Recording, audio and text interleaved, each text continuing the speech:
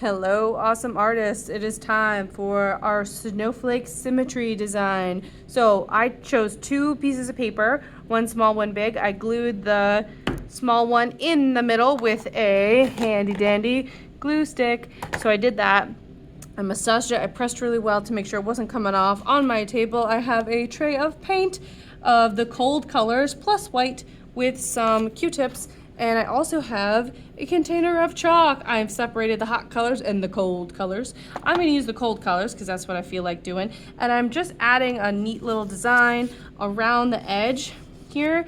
And then I am, just a few swipes using my finger to kind of blend it out. And I really like this technique because it makes it look like it's kind of glowing from behind. I think it's really pretty. So I'm gonna do that all the way around. And you can blend different colors together if you want. You can layer them on top. I'm gonna warn you, if you do too much, it's gonna look muddy. So just pick a color or two to go all the way around. So I've got blue and I've got green. Those are my two colors that I've chosen. I can do dark and light blue, which is awesome, but I'm not gonna try to add red or yellow into this mix. It could get too crazy. All right, so I've got this. I'm pretty good. I've gone all the way around. If I have a lot of chalk dust, I can just tap it off.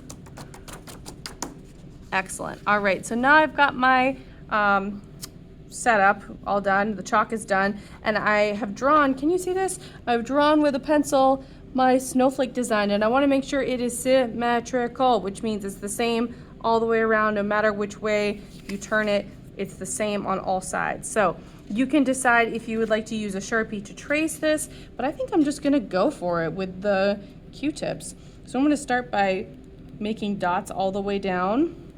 It's kind of tricky to stay on the lines, oh my goodness. But I think we got this.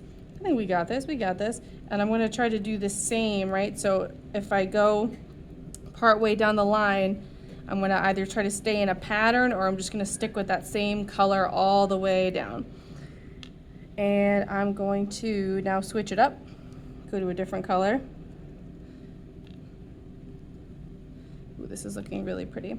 So I'm going to use my Q-tips to finish filling in this design, and I will be back. Okay, I finished my snowflake design, and anywhere I noticed like this one was really long, so I'm going to add a couple more dots to this side so it kind of evens it out. I'm looking for symmetry, remember? Symmetry means the same.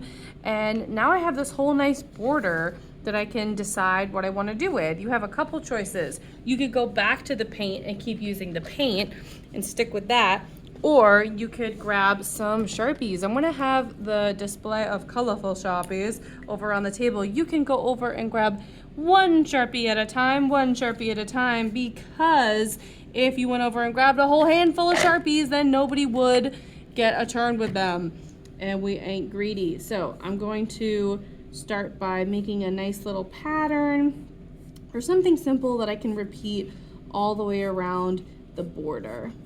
And this is gonna add just a nice frame to the piece, and it's gonna continue with our symmetry design.